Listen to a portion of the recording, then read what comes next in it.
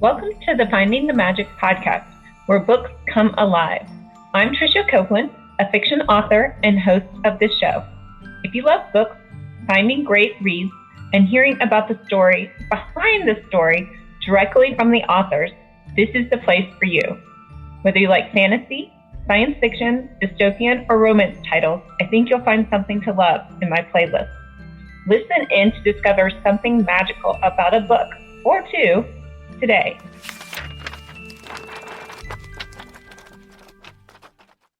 Welcome, Andrew. Hello. Thank you for having me.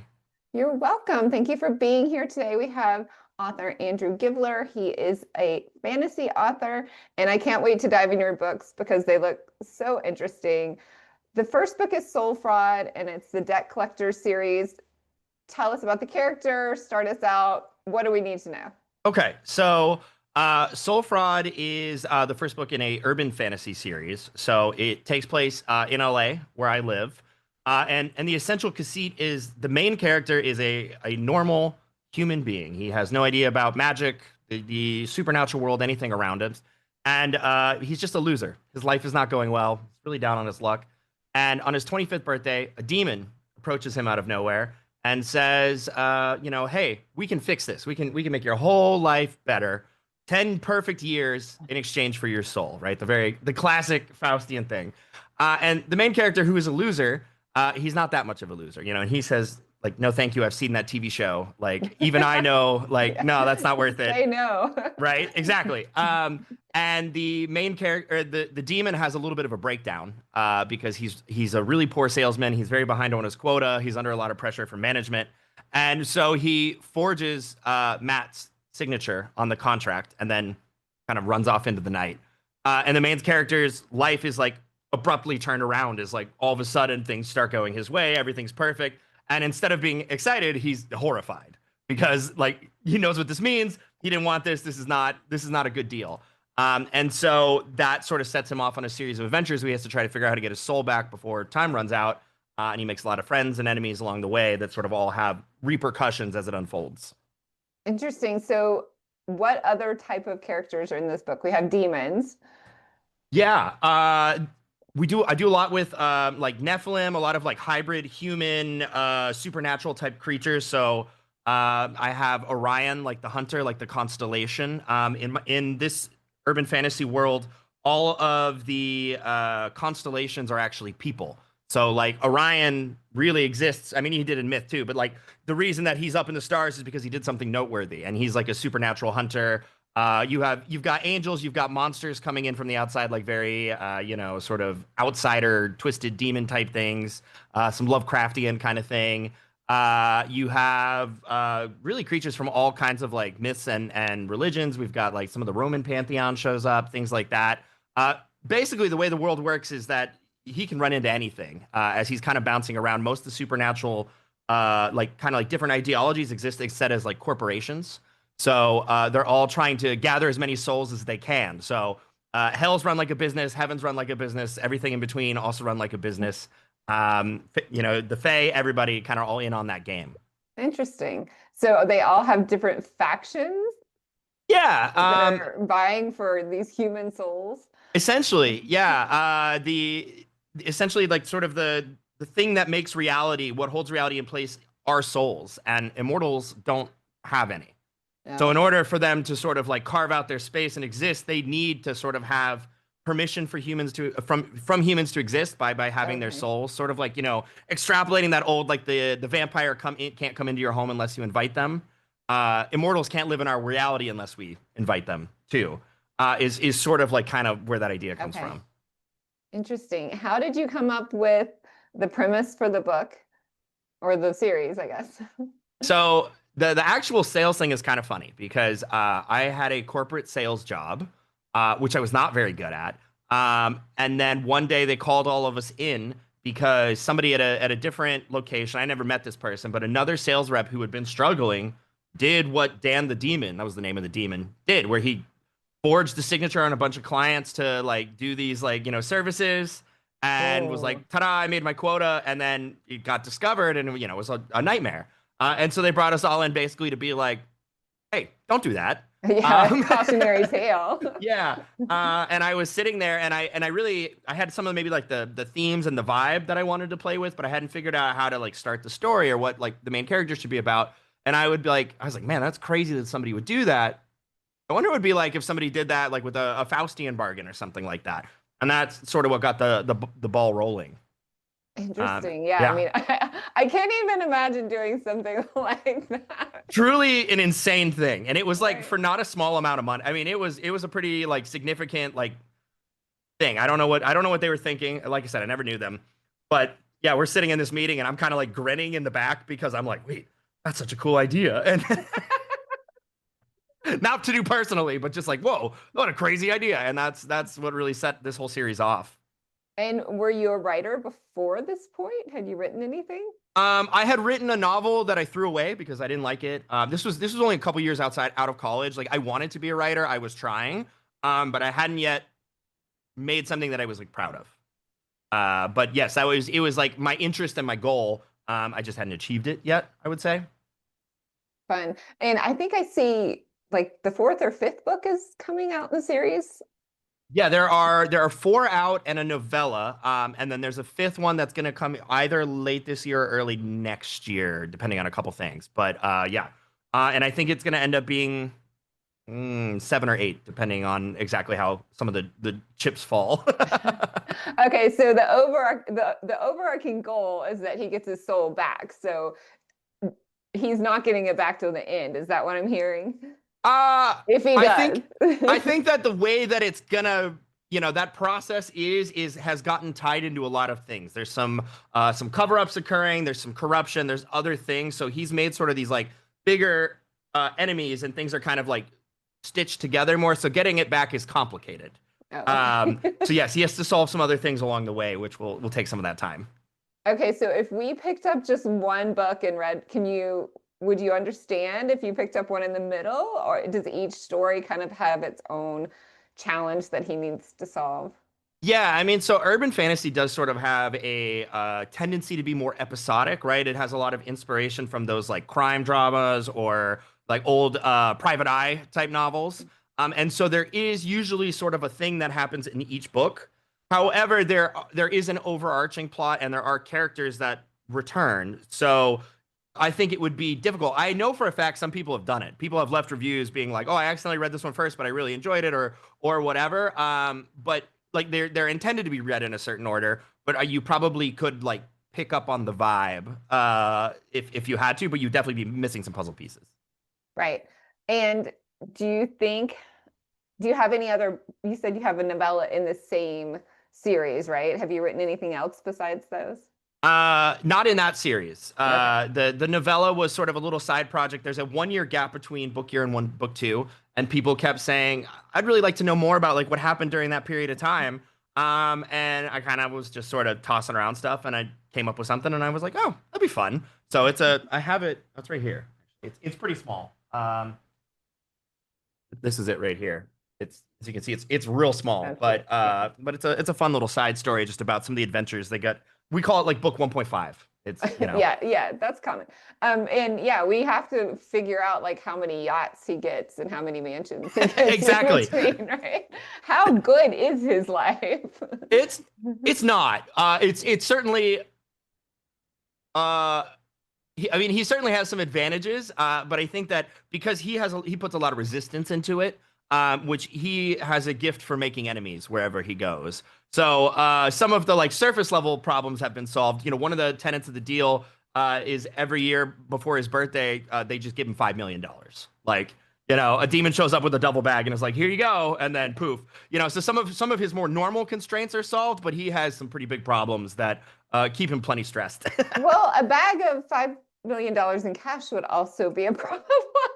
Yeah, which is actually part of the premise of the fifth book, which is called Sleep Debt, is actually the IRS shows up because he owes a ton of back taxes that he doesn't know about, and that's a whole thing. So yes, sometimes the gifts from hell aren't as straightforward as you'd think. Well, I can imagine.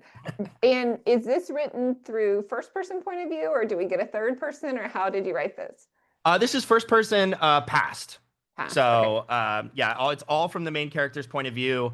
Because part of it is that like there's a lot of like big moving machines that have been working for millennia, kind of going around him, and so we know as much as he does about a lot of Okay. the circumstances and situations because he's not coming in like he's not a veteran wizard who's been trained and do everything. He's figuring this out as it's going on. So it gives a good vehicle, I think, for us to kind of like learn with him. Right. Yeah. Learn about the world and what's going on. And as a Exactly. complete newbie that we are and he is. Exactly. The whole time, every time he goes somewhere, he's like, "That's how it works." Like that's really dumb. And also, okay, now I have to figure out how to handle this. And most humans are walking around like having no clue, right? Correct. Yeah, this is like a secluded. If you know, you know, but most people don't know. Very cool. I love the vibes. Thank you. We have fun. And I need to dig in because I love fairies. I write about fae, but mine are a Okay. little bit different from most others. But I just need to know about your fae, so we can Sure. just dig into that one little group for a minute. So the Fae in my story are I'd say they're fairly classical. In like the Midsummer Night Dream Shakespearean sort of sense. They can't tell lies. They're bound by certain rules. The Queen of all Fae is Gloriana. And they kind of hate Shakespeare because he gave away. They feel like his art gave a lot of the secrets about how to deal with them, and so they used to do a lot better in dealings with humans before he sort of like made the folk tales more popular and people got wise. And actually, in my world, there's sort of a declining empire. So they're like one of the like more forgotten and faded ones, and they do not appreciate that. So they're trying to figure out how to get back in the game. They're sort of rebranding, trying to figure out, there's this like whole corporate sort of vibe to how everybody operates. Right, yeah. So they're kind of going through like a rebranding and trying to figure out how to get back into being one of the bigger players, which is why they have interest in the main character at times because they sort of see him as a way to kind of get leverage over some of the other rivals. Interesting. And do you plot out? Do you know what's going to happen in each of the books yet? Or is that sort of as you go? I know where we're going, but the path surprises me often. And I am more of a pantser in general, where like usually when I write a book, what I do now is I sit down and I write like a one page, which is usually like 3 paragraphs, and it's maybe like a paragraph for act 1, 2, 3. But I don't even really try to force that. I just sort of am like, this happens. Meanwhile, this is going on, and then they have to solve this. And then I start writing. And then usually by about the halfway point, I go back and I look at what I wrote, and I'm like, well, this isn't the book I'm writing. Yeah, this didn't happen. But that sort of helps ground me and give me like a good starting spot. And like I said, I sort of know like the big conspiracies and like the high level stuff that's going on. So most of the time I'm informed in the direction that I take. Like I'm like, we're kind of going left, but how left and when, well, sometimes, we find that out as we go. And how long does it take you to write one of these books? I know you are a YouTube gaming, you have a YouTube gaming channel too. So is this your side hustle or is the This other is your my side hustle. Okay. Yeah, yeah. YouTube is my full-time job. I write books at night. I'm getting better. I would say my urban fantasy series they're all between like 110 and 130,000 words. And when I'm really doing well, I can write 3,000 words a day in about 2.5 hours. So I can usually get one of these done because I get stuck once or twice. It's maybe like 2 to 3 months to do the rough draft, and then I do a bunch of revisions and everything. But actual just pure rough, like words on page, somewhere between 2 to 3 months. That's pretty quick. Yeah. Getting there, and I will say the first couple were much slower, but like the last 2 have been about that fast. Interesting. And do you like, I'm a pantser too. So I don't write One of us, outlines. yes. I know. I do mine graphically. Like I literally have a plot line Oh, okay. drawn on a poster and I'll put sticky notes with the different things I want to put there. And then usually half of those come down. But do you insert themes into does one book have a theme versus another book, or they kind of like come in and out over the series? Yeah, I think with urban fantasy, often books really have kind of like a singular theme because they do sort of have like something that gets wrapped up inside of each one.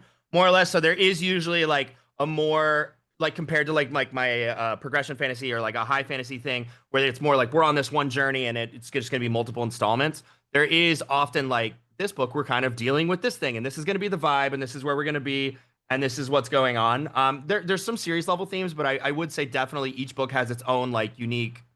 This is the problem. These are the direct, enemies or antagonists that we're dealing with right in this situation, and the thing that needs to be overcome. So that does like set the themes differently. For example, book 4 is called Death Tax, and in that one he actually dies because his part of it, his deal with his soul is that he can't be collected for 10 years. So he basically gets recruited by this billionaire who's trying to achieve immortality, and they want to kill him to see what happens and then bring him back. So he ends up at like the death sorting system, which is just the DMV. But like that whole book takes place like, in this very like death, underworld sort of situation, but that's not where he is every book. So, Right, yeah. we definitely deal with like different unique themes based on sort of the like particular concept of each one. That sounds like kind of a low point in the series, I have to say. Well, he knows he's going to come back. Like, it's a deliberate, Right. like, we want to find out what happens. So we're sending you because they can't deliver you. Like, death is very much like a mailman. And so he shows up and they're like, well, you're not supposed to be here for another 8 years. So Yeah, and the devil has already taken his soul, right? right. So that's all in the system. And that's what makes an immortal. So yeah, so he Yes, can't. exactly. There's a whole lot going on. But that one has a very different theme than the first book, where he's running around LA being like, how do I get my soul back? And you said he has a tendency, or the main character has a tendency to make other characters not like him or get other characters mad at him. Do we love him, or is he kind of like, we like some things about him and not other things? Oh yeah, he's not edgy. Okay. It's more that he mouths off to sensitive creatures often. So he's personally sassed a lot of demons that have come to deal with him or other things. His friends sort of put up with his bad jokes. They like him in spite of his sense of humor. But he doesn't know when to shut up is mostly mostly the thing. That's kind of endearing sometimes. I mean, I think he's funny, but it is my sense of humor sometimes. So, that I'm not a good source. And you say this is an adult character. He's 24 at the beginning, and it sounds like there is one time jump between the first and second book. What age readers generally enjoy this, and what is the youngest reader that you would think would be okay to read these books? It's a pretty wide range.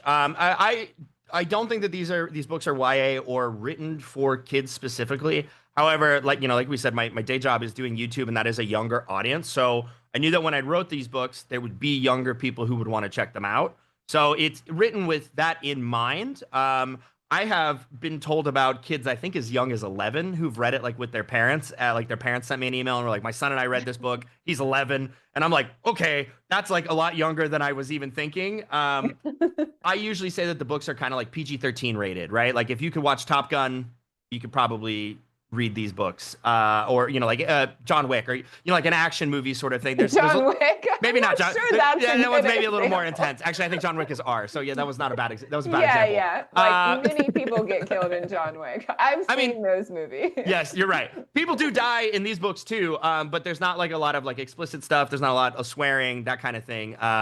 So it's PG-13 is like usually where I say that it kind of rides. But it's written by an adult for adults for the most part. Right. Well, I could totally see this as a Netflix series. Hey, you know what? If they want to give me a call, I'm happy to chat. And you live in the right place, so you should be right there. If only it were so easy. I know, right? Well, Andrew Givler, thank you so much. We will be waiting for your next book, and hopefully you will come back to talk about that and the rest of the series. Please tell everyone where we can find you and your books. Sure. Okay. So you can find me on Amazon under Andrew Givler. Soul Fraud is the title of my first urban fantasy. I also have the first book of my progression fantasy, Ironbound, which is coming out October 14th, which is a brand new series published by Aethon, so I guess that's in just a couple days. And that's pretty much, that's where you can find me the easiest. Oh, maybe we should jump over to that new We series we then. We've can if got you'd a couple like. of minutes If you left. got Let's time, definitely sure. do that. I'm sorry. I spent a lot of time on this book and now I I'm mean, like, wait, they're all my you're babies, right? I'll right. talk about any of them forever. It's Okay, yeah. Ironbound. Tell me Yes. about that one. Okay, so Ironbound is a Roman Empire inspired progression fantasy, with sort of like like kind of like a Will of the Many sort of vibe going on to it. And it's about a world similar to our world but different, where the only way for people to become magic is if they actually infuse this metal that falls from the sky into their body, and then that allows them to sort of attune to an element and operate it and control it. And so magic is a limited resource, right? People aren't magical, but they can become magical. And our main character, Castor, grows up in the Iron Empire, where the Empress owns all of the magic, and she gives, people as they come of age, people who are proven worthy, they sort of get the opportunity to join the elite thing. So we join him as he's coming of age. He's going through his trial. He's always wanted to do this. And a whole bunch of things go wrong. And I can't really tell you what, but a whole bunch of things go wrong. There's a lot of cover up, there's betrayal, bad things happen, and his dreams are shattered. And he sort of gets like shuttled off in the conspiracy cover up to die in the legions. And so from there, he has to figure out how to survive, how to make do with what he's ended up with, magic wise and things like that, and then get vengeance for the wrongs that have been done to him. Interesting. So dive into progressive fantasy for Sure. me. I haven't heard that term before, and I talked to lots of authors, so that's surprising. It's a newer one. It's like a subgenre that's slowly codifying right now. Progression fantasy is like kind of like a cousin to lit RPG.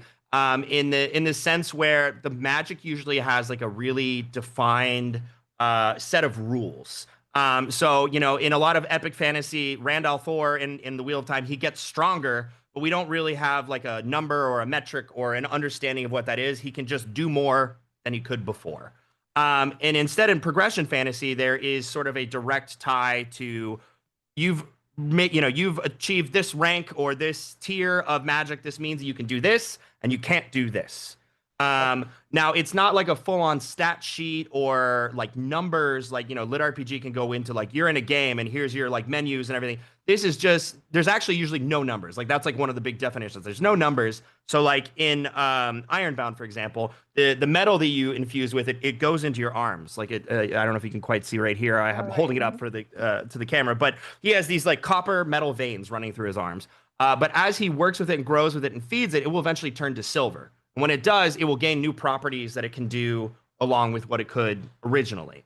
And so basically, it's just that like hard definition of this was what it means to be as strong as this person is, to sort of like give a little bit more grounding to that in there. But then it still reads like an epic fantasy or a high fantasy or something like that. It's just a little more grounded in what the magic means and what it does.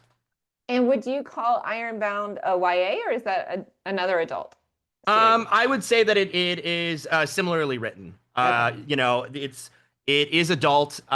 People die. There is violence, but there isn't a lot of swearing. There isn't any like explicit nudity. Again, probably like that PG-13. It's a little bloodier, maybe, but like not horrifically so. I was definitely reading books like that when I was 13, so Well, I was talking to someone and they were saying that they were in a YA group and people wanted to cut all these subjects out. And I was like, you know what? In fourth grade, I learned about the Holocaust. Like, we were talking about genocide in the fourth grade. Like, I was 10. Like, people die. Yeah, a lot of people were dying in the books I was reading as I was growing up. So I always find that question really hard to answer because I was like, man, I was in the adult fantasy section of my library from like 13 onwards, just grabbing every single book off the shelf. So for me, I think I would be comfortable letting my 13-year-old read it. That's not always the case for everybody else, Right, but that's the best I can offer. Right. And it sounds a little bit of, coming of age-ish too, because he's just coming into this spot where he would have attained this rank and everything he always wanted, as you said, and it totally gets. And that's interesting that you go off on oh no, I shouldn't call it a tangent. That you take up the plot line of vengeance and revenge. So I would be interested to see how that goes through the series.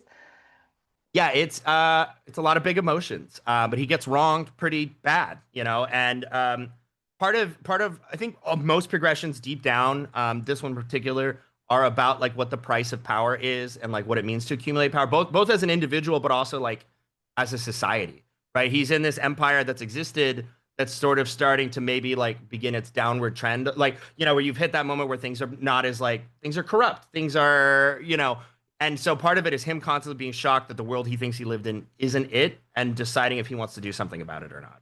Oh, interesting. Yeah, that hero moment, that decision point, right? Yeah, exactly. Will he or will he not? But that's so interesting about the metal falling from the sky, because you can kind of liken it to like mineral rights like we have now. Like you can own a piece of land, but you don't necessarily own the water or the mineral rights or the oil rights that come under it. Like they're separate rights. And so I can imagine that there might be a race to like capture all of this quote unquote magic, and Exactly. obviously who has it is in control because they're more powerful. And I recently read a book by Sebastian de Castell about, and that what you would call progression fantasy, and it's more similar. Which one? Oh, and now I'm trying to think of the name of it, but Because it's YA fantasy, and it's very much the same. Like is it the guy, Greatcoats or yes, No, no, okay. wait, Or is it Spellslinger? Spellslinger, yes. Yes, okay. So is that the same? Is that, I mean, I think it's because they have a magic system, sorry, where basically they get these sort of like tattoos that grow on their, that come on their skin, and then they can do that type of magic once they've but they also have hand movements that do the spells and things like that. So that's what I was likening this to, at least in the magic system regard. I think that one's probably pretty close. Again, progression is sort of like a new sort of trend. And I think that Spellslinger might really predate when people were starting to like talk about it and do it. I don't think that it quite hits all the rules, because like usually it has like a very like, and now I have achieved this tier or something. You get sort of that like little serotonin of like, I got the good grade, I, you know, reached whatever, which Spellslinger is a little like looser on that side. But I would say that like you're not wrong that that's sort of like playing with some of those ideas. Okay. And you know what's really funny is Sebastian de Castell is actually the blurb on the back of Ironbound. Oh, fun! That's awesome. Yeah, Sebastian is awesome. He's been on my podcast twice. And oh, okay, yeah, he's a hoot. I've met him once or twice at Dragon Con, but he was kind enough to give a blurb for the book. Oh, that's and I think that he is, I can't remember, but I think he's dabbling with progression, or like he's always been kind of like, he hangs out with a lot of the lit RPG and progression guys. So yeah, I think that's a reasonable example of the kind of thing that we're talking about, but like very light on it. Right. Oh, very cool. And so this is going to be a series too, right? It will, yes. And what is the name of the series? The series is called Ironbound. After the and first one. The first book is Ironbound. Also Ironbound. Okay. And then book 2 is called Cold Wind, which will be coming out. I'm gonna get this right. I think it's May 5th next year. Oh wow! So pretty quick. We're trying. Yep, we're going quick. That's very exciting. Congratulations! Thank and you. Atheon Publishing is amazing. So they're a lot of fun too. So yeah, no, we're having a good time. Good. Well, now you can. Okay, you told everybody where we can find you. Tell us again so we can make sure and go there. Sure thing. So you can find me under Andrew Givler on Amazon. My 2 series are the Debt Collection, which starts with Soul Fraud, which is my urban fantasy that we talked about a bunch, which book 5 will be coming either late this year or early next year. And then Ironbound, which is the first book in my progression fantasy series, will be coming out October 14th. Through Athon, but they're all on Amazon. Actually, Ironbound will also be in stores everywhere, so you are able to find it at like Barnes & Noble, anything like that. It is being distributed by Simon & Schuster, so you can find it wherever books are sold. Very cool. I love the cover too. Show us Thank again. You. I love the colors on there. I'm obsessed with it. Oh yeah. They really... so like a city in the background and a sword. Very nice. There you go. Very nice. They did a great job. I'm super pleased. Super fun. Well, congratulations again. Thank you for being here. And please come back once you have new books to talk about.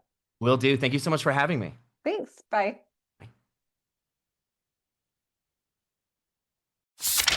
I hope you enjoyed this episode of the Finding the Magic podcast. I'm your host, author and podcaster Tricia Copeland, and I love getting behind the scenes. If you like the podcast, make sure to subscribe and stop in each week to discover new authors and books. Thanks for listening, and until next time, keep finding the magic.